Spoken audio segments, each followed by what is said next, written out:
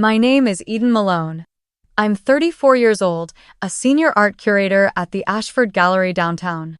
I have a master's in art history, a quiet two-bedroom flat filled with floor-to-ceiling bookshelves, and a cat named Virgil who pretends he owns the place. I know the artists behind every major post-impressionist exhibit in this city. I've walked through auctions in Florence and backroom deals in New York. I can tell a fake Degas from across the room, blindfolded, on 2 hours of sleep. But none of that matters when you're the fat sister. I'm not being cruel to myself. I'm being honest.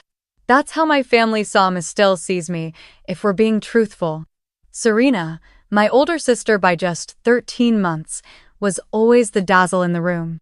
Blonde, graceful, the kind of woman who wears white and never spills anything. She danced ballet until college, and even now, in her 30s, she could pass for someone who lives on green juice and flattery alone. Meanwhile, I was the bookish one, the sweet one, and eventually, the one with the lovely personality. I learned early that if I wanted to be seen, I had to earn it not with beauty, but with work. So I did. I outread, outperformed, outpaced. I built a career in a field where my voice mattered. I cultivated taste and reputation. But in my family, none of that compared to Serena fitting into a size 4 dress for her engagement party. It's hard to explain the kind of pain that comes from being consistently overlooked by the people who are supposed to know you best. It's not one moment, it's hundreds. It's small things. Our mother buying Serena's favorite salad dressing but forgetting mine.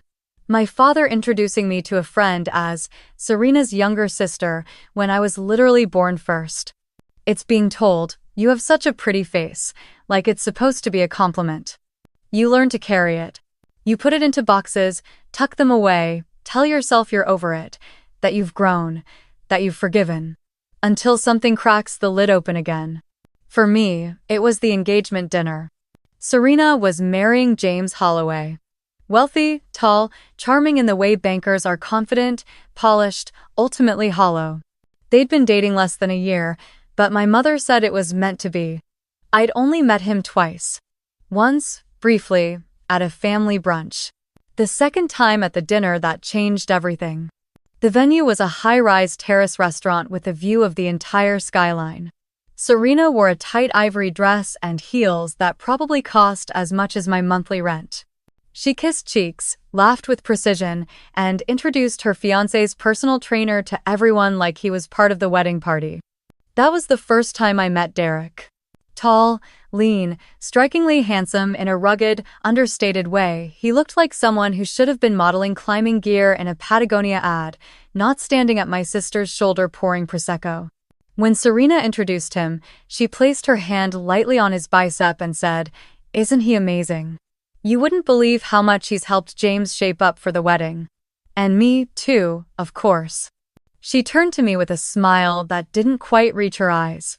"Eden, maybe you should take a few sessions. Could be fun. You've got the time, right?" The table went quiet. My heart slammed against my ribs. I smiled. I always smile. That's the rule. Smile, laugh, deflect. "Oh, I'm too far gone, I think," I joked, raising my wine glass. "Besides, someone has to supervise the cheese board." Laughter. Just enough for her to feel validated. But when I looked over, Derek wasn't laughing. He was looking at me, not with judgment. With curiosity. Maybe sympathy. Or maybe I imagined it. I didn't speak to him again that night. I went home early. Told them I had a migraine. Spent the night on my sofa with Virgil curled up on my stomach, trying not to cry. But something shifted. Not in me. I'd spent my life being silent in my own story. Letting Serena shine while I folded myself smaller and smaller. Letting jabs pass like harmless jokes. Letting myself believe that dignity meant staying quiet. But I wasn't quiet anymore. And what happened next wasn't about revenge, not at first. It was about reclaiming something. Control, confidence. A voice. Derek reached out to me 2 weeks later. Said he remembered what I said about never going to a gym. Offered a private session. No pressure, his message read, just a chat and a walk. If you want. I almost deleted it. Almost laughed. But I didn't. I met him. And from that moment on, everything changed. I didn't plan to sign him exclusively. I didn't plan to become his client or anything more than that. But when the world keeps underestimating you, sometimes the most powerful thing you can do is simply say yes. This is the story of how I stopped being invisible, how I became undeniable, and how I took back what was never hers to mock in the first place. I didn't respond to Derek's message right away, not out of disinterest, but because I didn't know how to trust kindness that wasn't coded in obligation or veiled sarcasm, and something about the way he wrote simple, unassuming, and not remotely flirtatious felt so unfamiliar it almost frightened me more than a man overtly trying to impress me ever could. I stared at the message for nearly a week. Every morning I'd open it, reread it, imagine a different version of myself, the version I wanted to become, typing something witty and confident back. And every night I'd close my phone again, heart racing for no reason at all. But on the seventh night, after another family group chat filled with Serena's wedding photo dress fittings, her Pilates routines, our mother's glowing praise about how she was getting so toned and elegant, I sat on the edge of my bed and typed, "Hey Derek, I'd like to take you up on that walk. I'm not ready for a gym yet, but I wouldn't mind a chat." He responded within 10 minutes. "Perfect. Just text me when you're free. No pressure." No pressure. 2 words I'd rarely heard in the company of people who expected me to be someone better, thinner, less of a disappointment. Our mother had spent the better part of 3 decades applying pressure like a professional. She could squeeze a passive-aggressive comment into a single glance or a breathless compliment toward Serena that landed on me like a slap. We met that Sunday in the park near my flat, where the trees had just begun to shed early spring leaves, and the air held that sharp, unfamiliar hope that comes with changing seasons. He wore a gray hoodie and joggers, and I half expected him to offer me a fitness assessment or ask about my dietary habits, but he didn't. He just smiled, easy and genuine, and said, "Let's walk." And we did. For almost 2 hours. We didn't talk about weight or workouts. He asked about my work, and when I told him about the new Cora Bell installation at the Gallery Minimalist, painfully raw sculptures carved out of burnt wood, he actually seemed interested, not just polite. He asked what I saw in the art. I told him how some pieces felt like grief, not in their darkness, but in how they occupied space, sudden, unavoidable, heavy in silence. "You talk about it like you carry it," he said gently. "I suppose I do." I didn't mean to say it aloud. But there it was, and he didn't shrink from it. He just nodded. After that, we met again. Once, then twice a week, never at the gym, just walks. Sometimes coffee.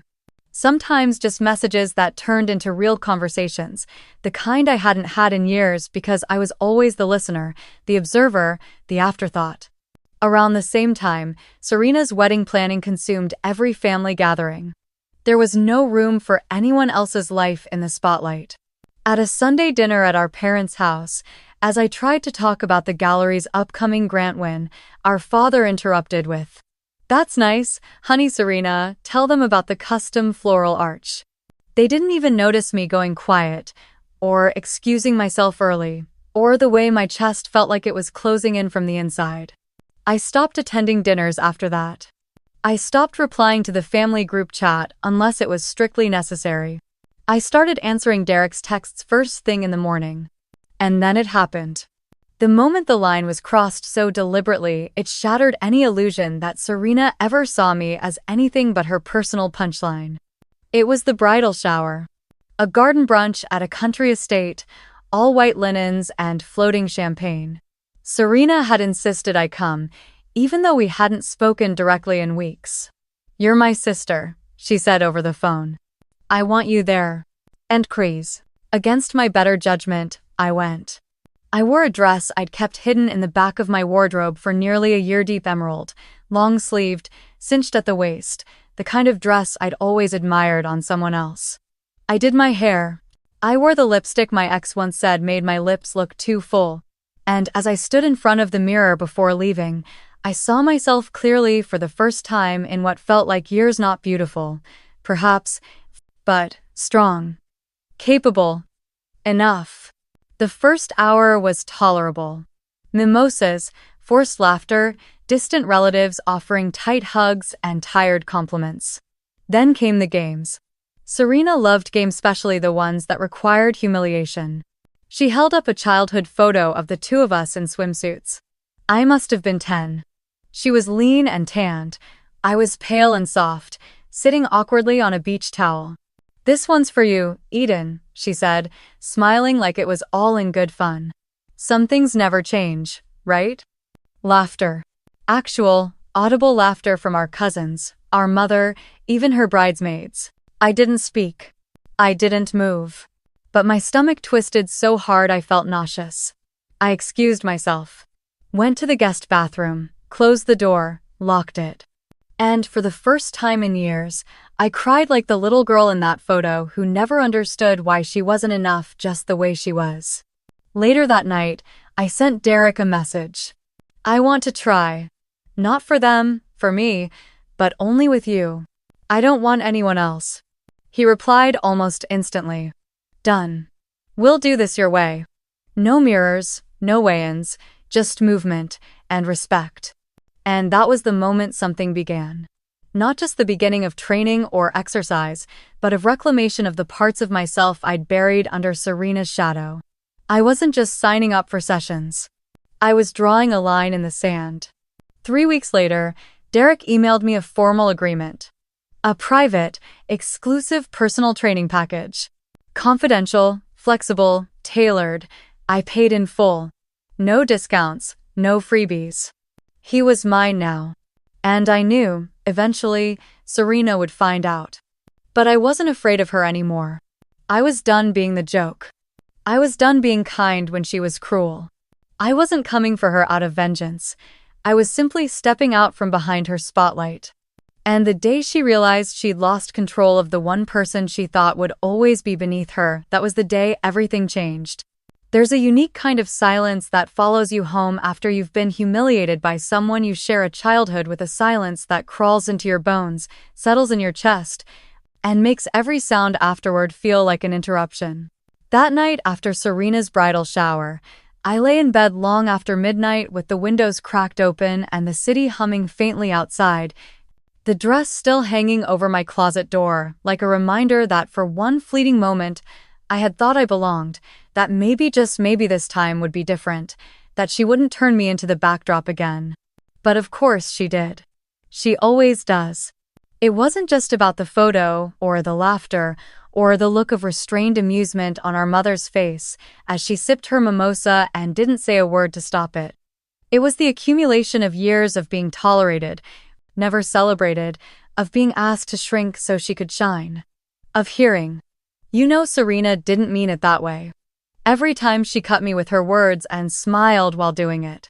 And I know what people would say, what outsiders always say when you confess this kind of truth. "She's your sister. I'm sure she loves you." But love without respect doesn't feel like love when you're the one constantly swallowing your pride, when you're the one told to let things go while no one holds her accountable. A few days later, I received a group email titled, "Final Wedding Week Timeline," with 3 exclamation points like it was some kind of celebration. It listed every event, every appointment, every hair and makeup session, including one small line that read, "Family photos, immediate family plus bridesmaids only." I stared at that line for what felt like an hour. Not Aiden. Not maid of honor. Not even a mention. Just bridesmaids only. Serena had 4 bridesmaids, none of them related to her, one of them a woman she'd met at a yoga retreat less than a year ago who called herself a soul mirror. But me? I wasn't even asked to hold her bouquet or fix her train or give a speech. I was part of the crowd. I was the sister, yes, but not the chosen one. And the thing is, I didn't want to be in the wedding out of obligation. I didn't want some pity inclusion so she could point at me in photos and say, "See, my sister and I are close." I wanted her to look at me like I mattered, like I was worth standing beside her, not just in blood, but in pride. But when I finally confronted my mother tentatively, cautiously, because I knew how quickly these things could spiral, she blinked at me like I'd spoken another language. Well, Serena has her vision, darling, she said, folding a dish towel over the sink as if that would settle the matter. You know she always wanted something elegant and streamlined. Elegant and streamlined, I repeated, the words tasting metallic in my mouth. So, what am I? A disruption? Don't be dramatic, she replied, her tone already shifting to exhaustion. It's not about you. That part hurt the most. The way she brushed me off like I was a child throwing a tantrum. Like I hadn't stood by Serena through years of her failed relationships, defended her during her public breakup with the hedge fund guy, driven her home drunk at 3 a.m. more times than I could count. Like I hadn't, despite everything, always shown up. I didn't ask again. I didn't say another word to Serena about it either. I just watched from the periphery as dress fittings were posted on Instagram, as spa days were booked without my name on the group texts, as people began referring to her wedding like it was a royal event and I was just one of the commoners invited out of obligation. I turned to Derek more and more. Not just for training, but for refuge. Every session was like an exhale walks turned into light jogs, our jogs into strength sessions in the quiet private studio he rented part-time. He never commented on my weight. Never praised me with empty lines like, "You'll look amazing at the wedding." He asked how I felt, what I needed. He listened. He saw me. And slowly, I started seeing myself too, not as Serena's sister, not as the background character, but as a woman who deserved her own narrative. But the more I grew, the more the distance between me and my family widened. It wasn't that they were cruel every day. Sometimes they were just indifferent. And that's a kind of pain people underestimate, the pain of being unseen, of sitting at a table where no one asks how your day was, where every compliment is directed towards someone else, where you become fluent in the art of swallowing your own voice. One evening, during dinner at my parents' house, I arrived 10 minutes early and overheard my father on the phone in the den. His voice was light, amused. Yes, Serena's always had the discipline. Eden's, well, she's different. Creative type, not really the physical sort. I backed away before I could hear more. I don't know what made that moment stick, what made that comment sting sharper than the rest. Maybe because he said it so casually, like it was fact, like I was incapable of change. Maybe because it reminded me that no matter what I did, no matter how hard I tried, they had already decided who I was. But I wasn't that woman anymore. I wasn't the girl in the swimsuit photo. I wasn't the background at someone else's celebration. I was Eden Malone. And I was done pretending their silence didn't matter. Because it did. And it always had. After the dinner at my parents' house, where I overheard my father describing me as not the physical sort, something inside me quietly fractured, not dramatically, not like a slammed door or a public outburst, but like the slow, steady erosion of a cliffside, the kind you don't notice until a piece of you collapses into the sea without warning. I didn't say anything to him that night. I just sat through the meal, nodding when spoken to, letting their conversations orbit around Serena's upcoming honeymoon, the bespoke silk napkins for the reception, and the fact that James's mother had requested a seat not too close to the speakers because her migraines were sensitive. I remember watching my mother scribble notes in a little cream-colored planner like she was preparing for a war strategy, never once glancing up to ask how I was doing, or what was going on in my life, or even if I was still seeing that gallery donor I'd casually mentioned weeks earlier. No one asked. Because no one ever did. And it wasn't just about being excluded from the wedding or mocked at the shower or reduced to a punchline in my sister's curated fairy tale. It was the way I was quietly removed from the center of our family without anyone ever admitting they'd pushed me aside. Like the time I showed up late to brunch because of a flat tire and found they'd already ordered for everyone without asking what I wanted.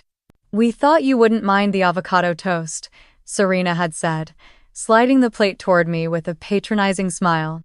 Or how, during a conversation about family heirlooms, my mother offhandedly mentioned that Serena would of course be getting Grandma Ellen's emerald pendant, the same one I used to sneak into her room to try on as a child. The same one that made me feel like royalty even if I was just playing dress-up in a borrowed world. "Of course," she had said. As if it were a given. as if there had never been any question. As if I didn't exist in those memories too. I didn't argue, I never did. What was the point? In this family, speaking up only branded you as ungrateful or difficult, and I'd spent years trying not to be either, trying to be the daughter who didn't cause scenes, who didn't need to be managed.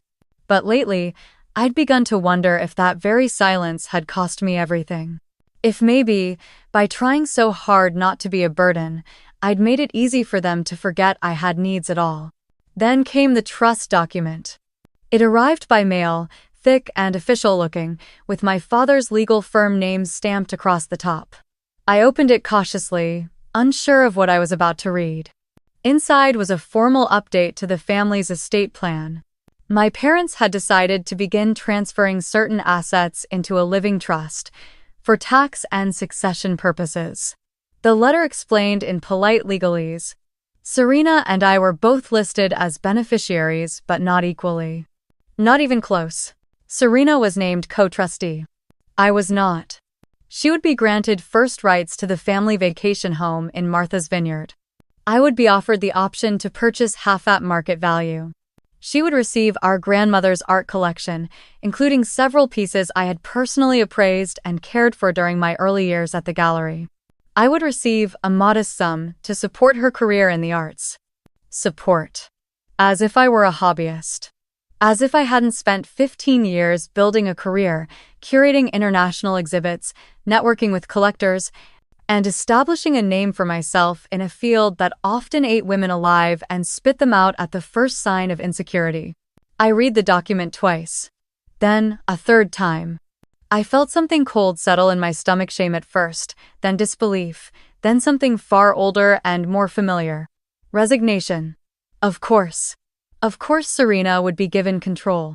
Of course she would be trusted to make the right decisions, while I was considered a fragile variable to be accommodated, not consulted. When I called my mother about it, her tone was infuriatingly neutral. We thought it would be simpler this way, Eden.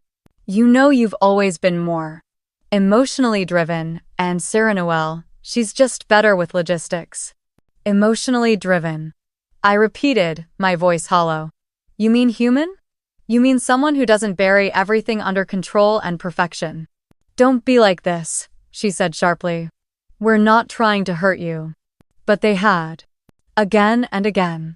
Not with screaming matches or slamming doors, but with exclusions, quiet reassignments of worth, decisions made in rooms I was never invited into. They stripped me of power by pretending I was never meant to have it. And worst of all, they expected me to thank them for the scraps they offered. After that call, I didn't speak to my mother for nearly 2 weeks. Instead, I focused on the only place in my life where I felt safe, me sessions with Derek. By then, we had settled into a rhythm. He knew when to push and when to pause, when my breath caught because I was tired, and when it caught because something emotional had surfaced. We never talked about the family unless I brought it up. He didn't prod. He waited. And when I did open up, slowly, cautiously, about the way my family made me feel like a placeholder rather than a person, he didn't offer clichés or pity. He listened. Fully. Without flinching.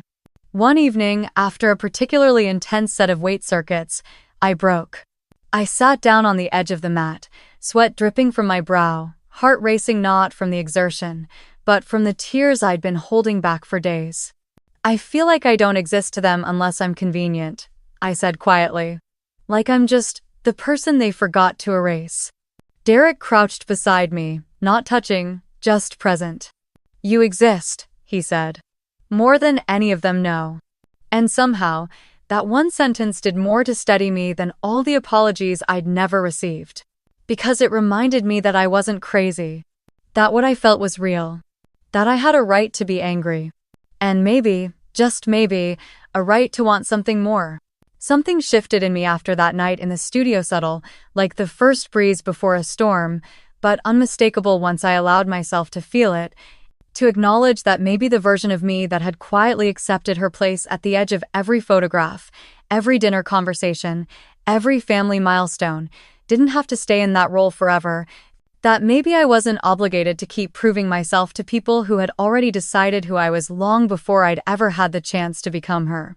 I started waking earlier, not out of anxiety or restlessness, but with purpose, with the strange, unfamiliar hunger to move, to stretch, to reclaim the weight of my own body not as punishment, not to squeeze into their mold of womanhood, but as an act of quiet rebellion, as a declaration that I was still here, still worthy, still fighting to be seen. Derek noticed first. He didn't say much, never made a show of complimenting physical progress, but I caught it in the way he looked at me after each session, focused, proud, a kind of steady respect I'd never experienced in a man without conditions or strings or veiled judgment. He once handed me a heavier set of dumbbells without saying a word, and when I managed them straining, breathless, Victoria simply nodded and said, "Told you so," with that half-smile that made me feel like I could split concrete if I wanted to. And it wasn't just physical. Something mental began to realign too. At work, I spoke more in meetings, stopped deferring to others out of habit, stopped softening my tone to seem agreeable. I pitched a new exhibit featuring contemporary female sculptors reclaiming their space in traditionally male-dominated mediums, and when my director raised an eyebrow and said, "It's a bit intense for our usual crowd," I held his gaze and replied, "Good. Art should challenge comfort." He approved it. Without compromise. Small wins began to stitch themselves into something larger, something whole. Even my wardrobe began to change. Slowly at first, the lines a little higher, silhouettes more tailored, jewelry bolder. Not because I wanted to be noticed by them, but because I finally wanted to be noticed by myself, to look in the mirror and see someone who had stepped into her own shape, no longer borrowed or blurred by comparison. I started posting more about my work online, snippets of gallery installations, essays on visual narrative, photos of me in front of the art instead of just behind the scenes. I gained followers. Invitations. One of my posts was shared by a London-based curator I'd admired for years. My inbox filled with messages from women saying they loved how I wrote about art like it had a soul. But even as my world was expanding, the gravitational pull of my family still tugged, still threatened to collapse everything back into that old narrative if I wasn't careful. Because Serena was watching. I could feel it, not directly, not openly, but in the passive-aggressive text messages that began appearing again. The, "Hey, saw your little art show, very edgy," followed by a wink emoji, or, "Thinking of starting Pilates again, have to keep up with you now, Trav," as if to remind me that she still saw herself as the standard, as the one I was chasing, even though, in truth, I'd stopped chasing her weeks ago. She invited me to coffee one afternoon to catch up, and I agreed, not because I needed her approval, but because I wanted to see her face when she realized I no longer needed it. We met at a boutique cafe filled with minimalist furniture and soft jazz humming in the background, the kind of place Serena liked because it made her feel expensive without being ostentatious.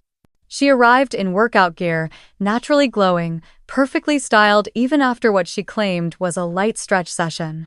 I came in straight from work, blazer, sleek boots, hair up, makeup purposeful but unfussy. She looked me up and down, a flicker of surprise crossing her face before she smoothed it back into that practiced smile. "You look different," she said. "Better or worse?" I replied, my tone calm, even almost amused. She laughed, like it was all a joke, like the years of subtle cruelty could be wiped clean with one witty exchange. "No, better. Definitely. What's going on with you lately? You're like, all over Instagram." "I've been working," I said simply. "Growing the gallery's reach. Launching a new series. Just doing things I care about." She sipped her oat milk latte, eyes narrowing slightly. "And with Derek?" she asked, feigning casual interest. "Still training with him?" I didn't flinch. "Yes. Exclusively." That landed. She blinked, slow and deliberate. "Exclusively?" I nodded. "I signed him. Private sessions. He's not taking other clients right now." "Oh." There was a beat of silence between us, heavy, unspoken, crackling with the realization that for once, I had something she couldn't access, couldn't control, couldn't spin into a performance. And I didn't say it out of spite or to provoke her, but to state a fact, to mark a line that I had drawn and crossed and dared her to follow. She laughed again, but it was thinner now, less genuine. "Well," she said, setting her cup down. "Good for you, Eden. Really, I'm glad you're doing your thing." Oh, and that was it. No real praise. No apology. Just the subtle withdrawal of someone who just discovered the rules had changed and she was no longer the referee. But I walked out of that cafe taller, freer. Because I knew she felt it. She felt me pulling away. Becoming something she couldn't define. And it terrified her. Not because I was becoming better than her, but because I was becoming someone who didn't need her at all. It didn't take long for word to spread, though I never said a thing to anyone else. Serena's pride wouldn't allow her to keep the revelation to herself, not when she felt it was slipping through her fingers, not when something that had once made her feel powerful had now become a point of quiet humiliation, a reminder that control can't be preserved through silence when the silence finally breaks. I don't know how she told them, whether it was a dramatic confession cloaked in faux concern or a casual aside over wine and complaints, but within days, the tone of my family's messages changed. My mother called me out of nowhere, her voice sharp under the sweet, like a knife hidden inside a velvet glove. "Eden, I just had the strangest conversation with Serena," she said, skipping any pretense of pleasantries. "She's quite upset. She said you've taken over her trainer?" I paused, drawing in a breath, already knowing what this would be. "I didn't take anything," I replied calmly. "I hired Derek. He accepted, that's all." My mother made a sound, half scoff, half disbelief. "But you knew he was working with James and Serena. Why would you insert yourself into that dynamic? It just seems petty, Eden. Vindictive, even." Oh, I felt my stomach tighten, not in guilt, but in exhaustion, the way it always did when I was asked to justify existing, to explain why I had taken up space they didn't expect me to occupy. "You're making it sound like I schemed something," I said, my voice low but steady. "Serena humiliated me in front of the whole family, mocked my body at her shower, and you all laughed. And now I'm the villain because I dared to choose something for myself?" There was a beat of silence, too long, too telling. "Oh, come now," she said eventually, voice thin. "Don't be dramatic." I closed my eyes, felt the old wound pulse open again. Always the same word. Dramatic, emotional, sensitive. Their shield against accountability, their excuse to sweep me aside like a pile of inconvenient feelings they didn't want to deal with. "I'm not being dramatic," I said quietly. "I'm finally being honest." She hung up not long after that, telling me I needed to think about how I was affecting the family dynamic, as though Serena's years of cruelty had no weight at all. As though my single act of independence had tilted the whole axis of the household. I didn't respond to the follow-up messages. I didn't return the calls. But I knew a confrontation was coming. And it came the next Sunday, at what was supposed to be a family catch-up lunch organized by my father, who always played the role of neutral peacemaker even as he let the battles wage around him unchecked. The restaurant was a quiet, expensive place with soft lighting and even softer judgments. I arrived last, deliberately, hoping to avoid the false warmth of early greetings and forced smiles. When I walked in, Serena was already seated, her posture perfect, her expression unreadable, and beside her sat James, who offered a tight-lipped smile that didn't touch his eyes. "Eden," my father said with false cheer, standing to gesture me toward an empty seat across from Serena. "Good to see you, sweetheart." I nodded, sat, folded my hands in my lap. There was a pause, awkward and brittle. "I suppose we should get right to it," Serena said, eventually, her voice too bright, too sharp around the edges. "Since you've made things complicated." I tilted my head slightly. "You'll have to be more specific." She leaned forward, eyes narrowed just enough. "You signed Derek. Behind my back. You knew we were working with him." "He wasn't under contract," I said plainly. "And he wasn't yours. He was part of our wedding prep," she hissed, voice dropping now. "It's not about a contract, it's about loyalty, respect." "Respect," I echoed, something sour bubbling up in my throat. Like the kind you showed me at your shower? James shifted uncomfortably beside her. My mother looked away. You've always had a chip on your shoulder, Serena snapped, the mask cracking just slightly. Ever since we were kids, I can't even celebrate my wedding without you trying to steal something. I laughed then, not out of joy, but disbelief, the bitter kind that escapes when you finally realize there's nothing left to protect. I'm not stealing, I said, voice calm despite the rage pulsing beneath it. I'm building. For the first time, for myself. And if that makes you uncomfortable, that's your problem to solve. The table went silent. My father cleared his throat, tried to interject with something about moving forward, about how families shouldn't let small things fester, but no one listened. Because it wasn't a small thing. It never had been. It was years of being ignored, dismissed, mocked. It was the pendant I didn't get. The photo I never wanted shown. The trust document that called my work a hobby. It was the way no one stood up for me when she made a joke of my body, but the moment I did something for myself, something quiet, something personal, it became a crisis. I'm not sorry, I said, rising from my seat. I won't apologize for finally choosing myself. I left the restaurant before dessert. And as I stepped into the chilled air outside, heart racing, hands trembling, I realized something I hadn't dared to admit until that moment. I didn't need them anymore. Not the validation. Not the permission.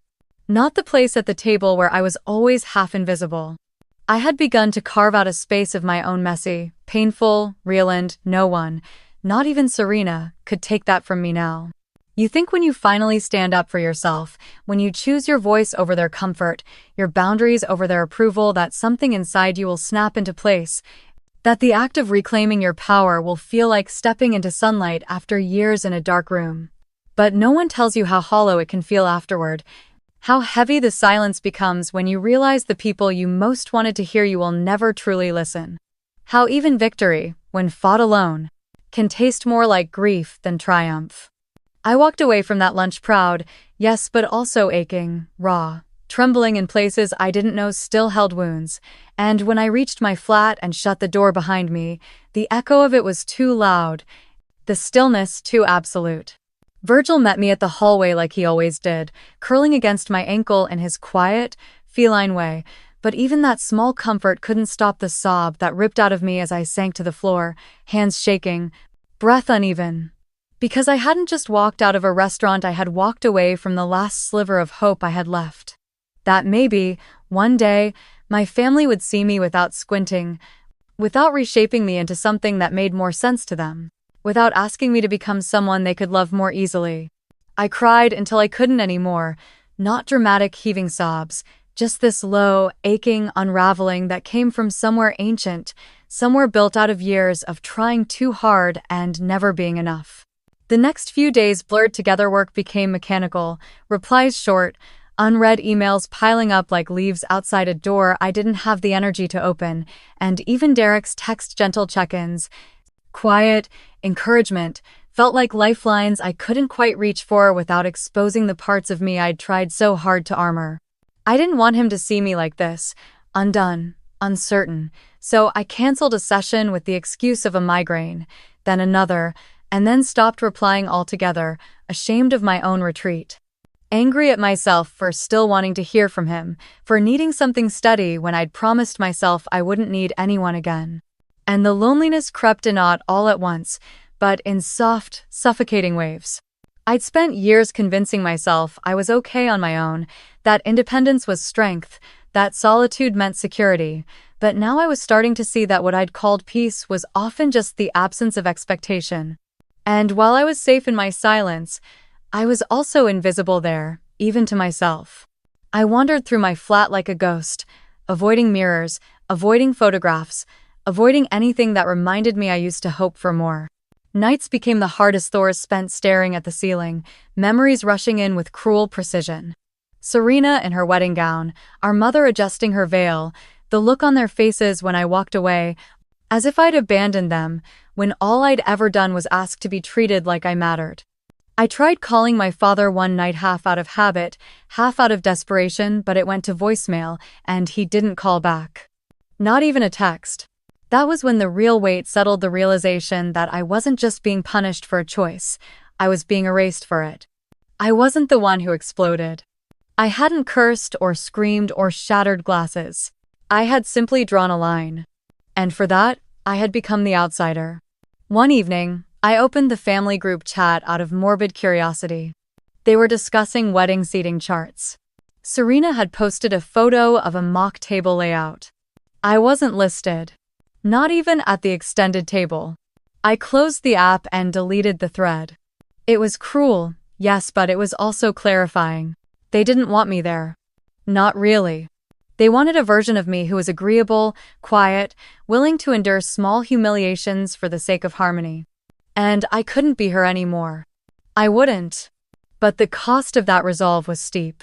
Loneliness wrapped around my ribs like ivy, slow and constricting. Even my own body felt unfamiliar again, stronger, yes, more capable but also distant, like I was moving through someone else's skin. I stopped journaling. I stopped reading. The gallery work I once loved felt flat, colorless. I went days without speaking to anyone. Until one morning, I received a letter. A real letter. Folded paper. Handwritten. It was from Derek. Simple, unadorned, scrawled in blue ink. I don't want to push. But I miss our sessions. Not because of training. Because of you.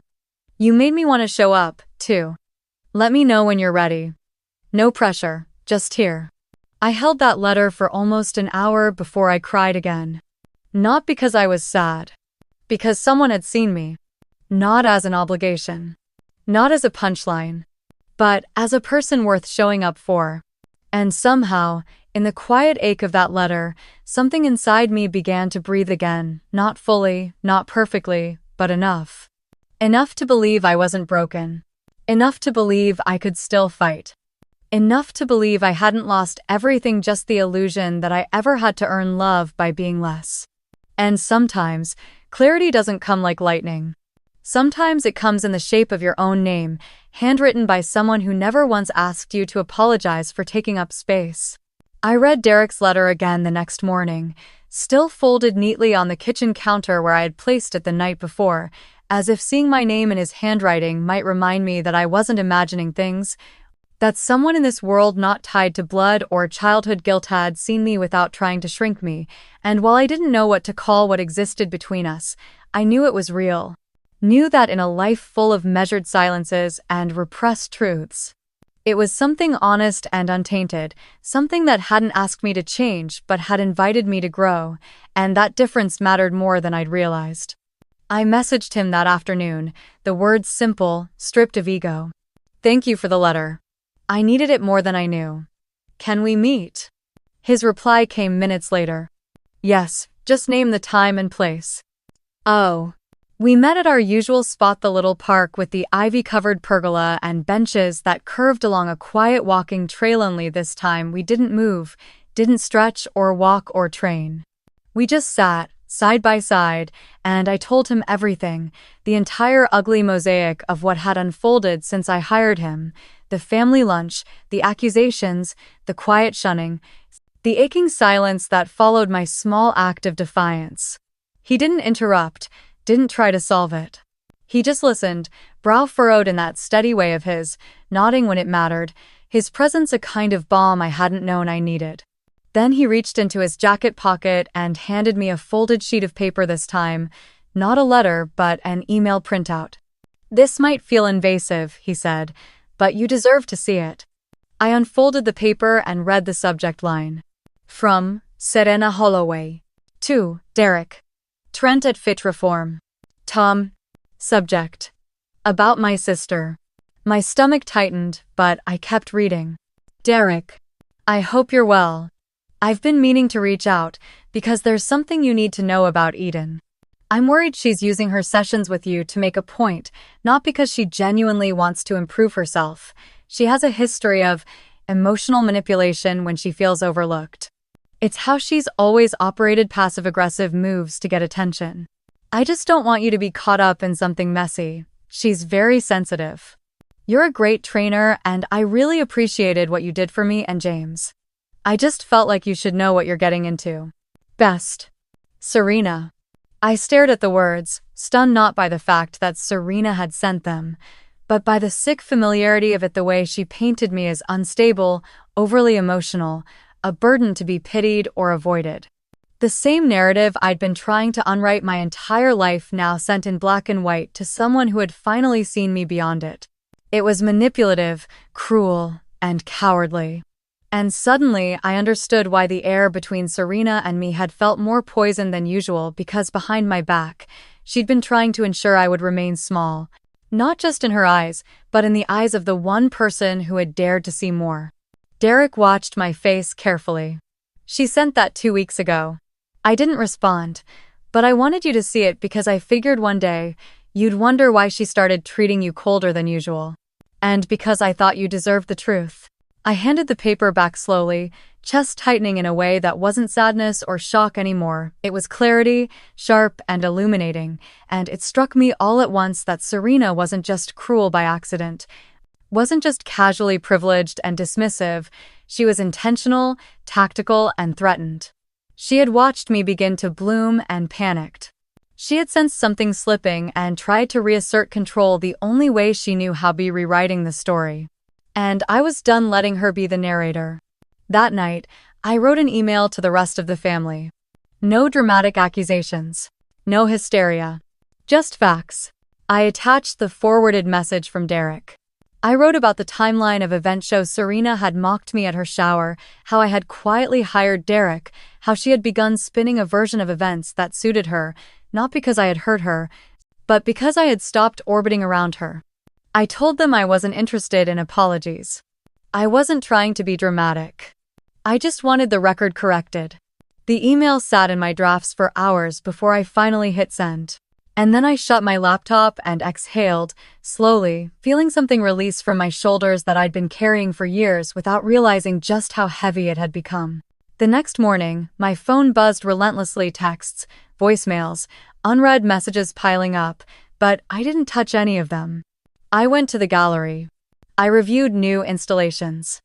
I ordered fresh florals for the upcoming launch. I lived. It wasn't until evening that I finally opened my inbox. My father had replied. Just one line. I didn't know. I'm sorry. And somehow, that was enough. Not because it fixed anything, but because for the first time, he acknowledged it. Noticed it. Me. That weekend, I asked Derek if we could schedule our next session. This time not in the studio, but in the gallery. I want to show you something, I said. And I did. I showed him the new exhibit, my curation, my selections, the pieces I had fought to include despite criticism that they were too bold, too angry, too female. He looked at the art, then at me.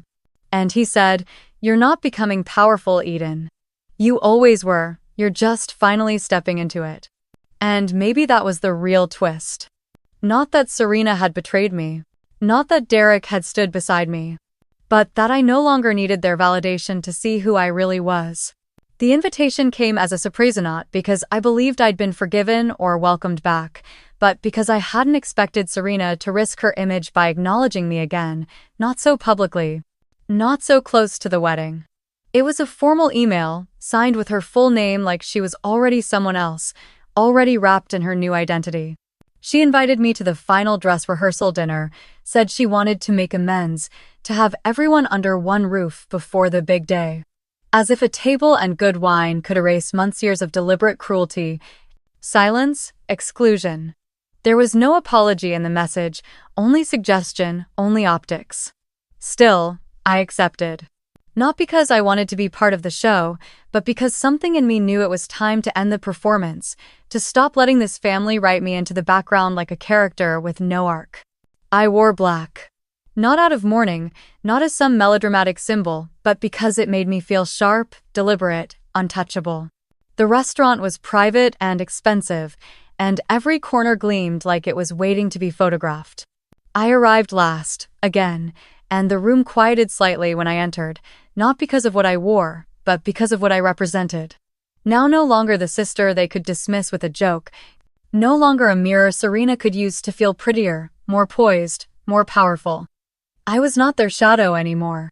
She greeted me with a stiff hug, lips brushing the air beside my cheek. "I'm glad you came," she said. "I'm sure you are," I replied. She blinked, faltered, then recovered with a smile as hollow as the champagne flute she handed me. Dinner passed in tight conversation and false laughter, every word polished for performance. My mother complimented Serena's centerpieces. James spoke about his promotion. Our father offered a toast to new beginnings and family unity.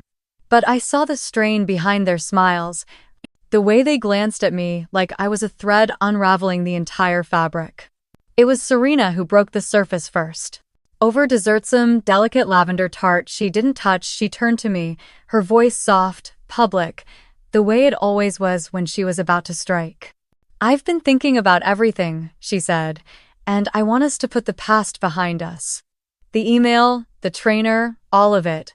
We're family, and this is too important a moment to let resentment linger." I looked at her, studied the way her fingers curled around the stem of her glass, how carefully she choreographed her vulnerability. "So you want peace," I said, "but not truth." Her brows furrowed. "What does that mean?" "It means," I said slowly, clearly, so no one could misunderstand, "that you don't get to manipulate someone behind closed doors and then expect them to play along in public just because it's inconvenient for your image." James shifted uncomfortably. My mother reached for her napkin like she could wipe the tension off the table. "I didn't manipulate anyone," Serena said, voice tight. I expressed concern. I was worried about how quickly things were escalating. "You wrote that I was emotionally unstable," I said, pulling the folded email from my clutch and placing it on the table. "That I was manipulative. That I was using Derek for attention. You did all that behind my back, to someone I trusted, and then acted surprised when things fell apart." Her mouth opened, then closed. "I was trying to protect you," she said, "but it came out wrong, too rehearsed, too self-serving." "No," I said. "You were trying to control the narrative. Because for the first time, I stepped out of the script you wrote for me." My father cleared his throat. "Let's not do this here." "Why not?" I asked, my voice rising. "Why shouldn't we? You always say not to cause a scene, not to make waves, but maybe the problem is that no one ever does. Maybe that's why this family has mistaken silence for peace all these years." There it was truth, raw and electric, slicing through the room like lightning. For a moment, no one spoke. Then Serena leaned forward, her expression cracking just slightly. "You don't understand what it's like," she said, quieter now. "Being expected to be perfect all the time. To keep everything together. And you don't understand," I said, "what it's like to never be seen as anything but your contrast. To be the failure that makes you shine brighter." The words hung there, thick and undeniable. James stood, excused himself. My mother finally looked at Minot with anger, but with something dangerously close to shame. "I'm not asking for applause," I said. "I'm not asking for a spotlight. I just wanted to exist without being punished for it." Allah. Serena's eyes welled with something, tears or frustration or both, but she didn't speak. She couldn't. Not now. Not anymore. I stood, placed my napkin gently on the plate. "I won't be at the wedding," I said. Not out of spite, out of self-preservation. And then, softer, to Serena alone. "You can't keep building your identity out of other people's silence. Eventually, it collapses." I left them there, mid-course, mid-conflict, mid-denial. And I didn't look back. Because I didn't need to. Because everything I'd been holding in for years had finally been said. And the silence that followed was not loneliness anymore. It was liberation. I didn't wake up the next morning with fireworks in my chest or some cinematic sense of finality. There was no swelling music, no magical text from someone who'd changed their mind, no perfect sunrise pouring through the window like the world had shifted just because I'd finally spoken the truth. Instead, there was a stillness, deeper than I'd ever known, the kind that follows a storm you've survived, not because the sky cleared instantly, but because you learned how to stand in the wind and scream until your own voice stopped scaring you. And that, I realized, was victory, not applause or validation or even understanding, but the quiet realization that I had stopped waiting for anyone else to free me. The wedding came and went. I didn't attend. I watched it unfold the way strangers do through filtered Instagram posts and reshared stories, each image curated like a museum exhibit, every caption polished to gleam with the illusion of a perfect day. Serena looked radiant, of course. She always did. She wore a dress that clung like silk to ambition, her hair swept into something timeless, her smile wide and white and utterly unreadable. My mother stood beside her in a navy gown, her face proud and tight. James looked stiff in every photo, as though he had mastered the art of standing still without truly arriving. And though I didn't say a word, didn't like or comment or acknowledge the event in any public way, the messages began pouring in before the reception was even over. You were right to stay away. That speech? Brutal. Not about love, all about control. She tried to mention you, but it fell flat. Everyone could tell. Wish you'd been there. You were missed by the people who matter. The last message came from my Aunt Claramy, Mother's estranged younger sister, the one who'd been subtly pushed out of family gatherings over the years for being too alternative, too emotional, the one I hadn't seen in over a decade. Her message was simple. She tried to play the hero. But it's hard to pretend when the real story's been told. And maybe that was what finally made me exhale. Not her downfall, not the awkward glances she'd earned at her own celebration or the whispers that followed her down the aisle, but the knowledge that truth, once spoken, doesn't need to be repeated to survive. It lingers. It takes root. It grows without permission. 2 weeks after the wedding, I was promoted. Not quietly, not discreetly, but with a full gallery newsletter, a press release, a public announcement that named me Director of Curation for the Ashford Gallery's National Expansion Project. I had known it was coming, had worked tirelessly for it, had spent months refining proposals, balancing budgets, pushing forward work that challenged the conventional, but to have it affirmed, recognized, celebrated without apology or hesitation, felt like a door opening in a world that had always asked me to knock quietly. The same day, I received an email from Serena. The subject line was blank. The body of the message was short. I heard about your promotion. Congratulations. I won't pretend this has been easy for either of us. But I'm beginning to understand that maybe you were never trying to take something from me. Maybe you were just trying to claim what was already yours. I don't expect a reply. Just wanted you to know I'm thinking about that. I stared at it for a long time, not because it moved me, not because it felt like a step toward healing, but because it was the first time Serena had acknowledged, even indirectly, that there had been something broken between us long before Derek or the wedding or the emails. It wasn't an apology, but it was the absence of pride, and maybe that was enough for now. Derek and I kept working together. What had started as a professional relationship evolved slowly, cautiously, into something that didn't need labels, something rooted in trust, in the rhythm of two people who had seen each other through the rawest versions of themselves. He never pushed, never asked for more than I could give. But when I told him about the promotion, about Serena's email, about the strange peace that had followed the storm, he just smiled and said, "You earned every bit of this. You stopped hiding." That's what changed everything. And he was right. Because the truth is, the real revenge, the real justice wasn't in what Serena lost, but in what I refused to let her take from me anymore. My voice, my confidence, my joy. I stopped needing their praise to define my worth. I stopped shrinking so they could feel taller. I stopped believing that love had to be earned through silence or sacrifice. And maybe the most radical thing I ever did, the most dangerous act of rebellion in a family built on appearances, was to become unapologetically, visibly, fully myself. No edits, no filters, no script written by someone else. Just me. Standing. Still here. Still rising. And finally free. Peace didn't come in a grand crescendo or a single defining moment. It came slowly, in quiet rhythms, in the steady beat of mornings that no longer began with dread. In the calm I felt sipping coffee on my balcony while the sun rose gently over the city skyline, no longer wondering what Serena might say about how I looked, what my mother might whisper if I gained 2 pounds or didn't wear the right dress. No longer shrinking in preparation for a world that had so often asked me to fold myself into the background to keep others comfortable. It came in the little things, reading in bed without glancing at my phone to check for messages that never came, walking through the gallery and feeling the echo of my own voice, confidently guiding visitors through spaces I had curated. Choosing paint colors for the new expansion with a team that looked to me not as a placeholder, but as a leader. It came in knowing that I didn't need anyone to tell me I mattered anymore. I already knew.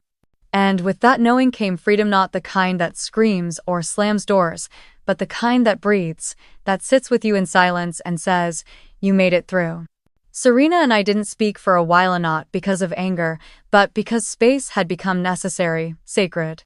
There was too much history between us to pretend things were fine, and I no longer had the energy or desire to pretend.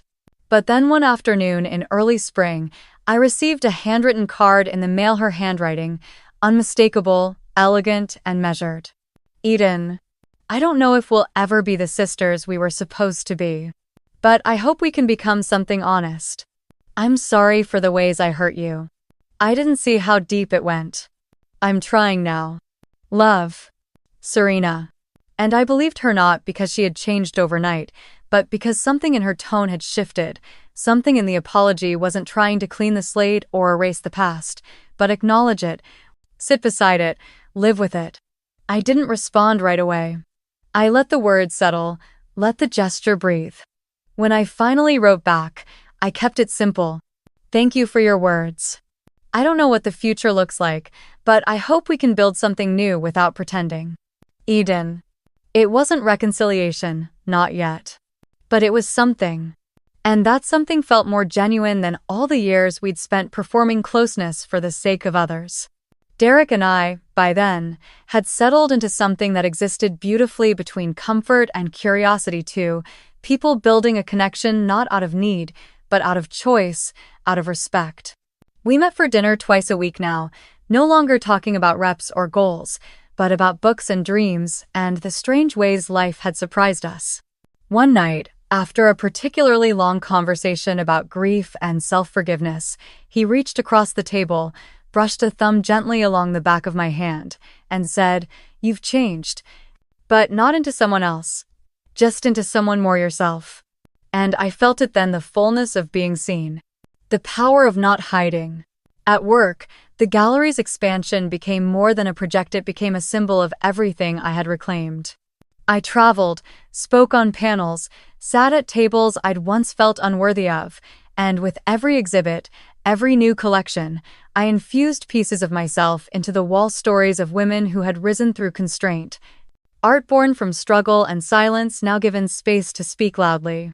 One piece in particular, a sculpture titled "Resurface" by an emerging British artist, spoke to me so deeply I cried when it arrived. It was made of mirrored fragments, all uneven, jagged, impossible to touch without seeing your own reflection from every angle. It stood tall, defiant, broken, and whole all at once.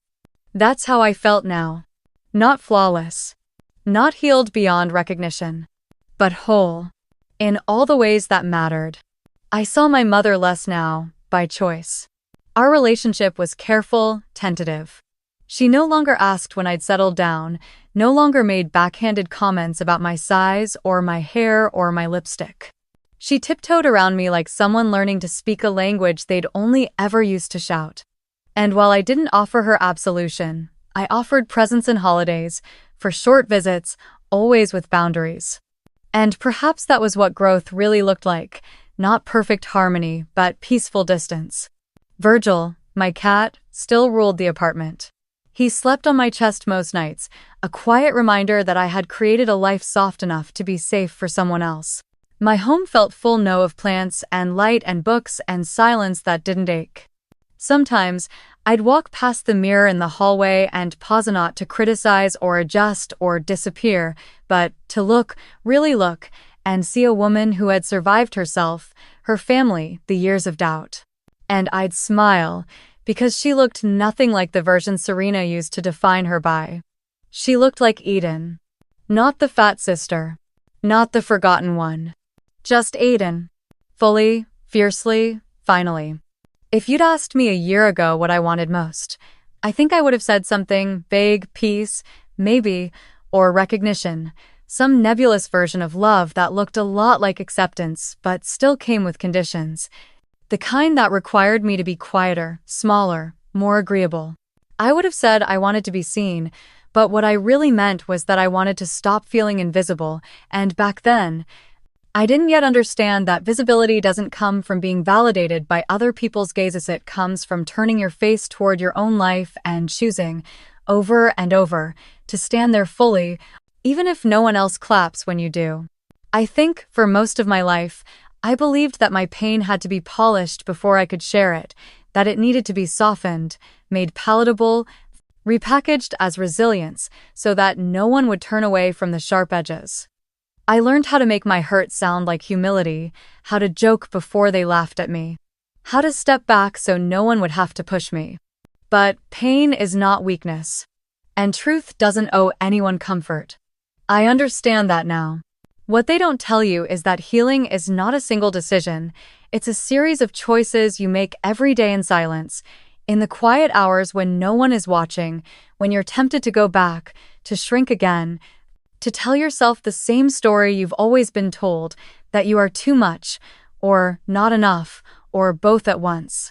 Healing is choosing to stay, choosing to rise, choosing to speak even when your voice trembles.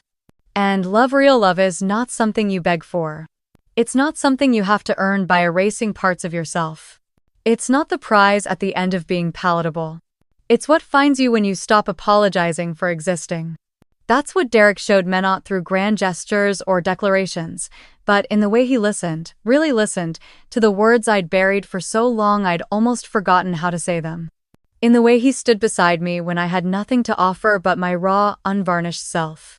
In the way he never once tried to fix me, but only ever asked how he could support the version of me I was building. And maybe that's what all of this was about in the end. Not revenge or even justice, not the satisfaction of seeing Serena falter or our mother hesitate, but the quiet revolution of deciding that I deserved more than survival, that I deserved joy, real joy, the kind that shows up unannounced, barefoot in your kitchen at midnight while your favorite song plays and the air smells like the tea you forgot you were making, the kind that doesn't need an audience to feel real. Sometimes I still hear the echoes of past dinners, of biting laughter, of my mother saying, "Don't be dramatic," of Serena's voice dripping with condescension, of my own voice, smaller than, saying, "It's fine," even when it wasn't. But those echoes are fainter now. They don't own me, they don't decide the tone of my days. They are pieces of the story, not the whole of it.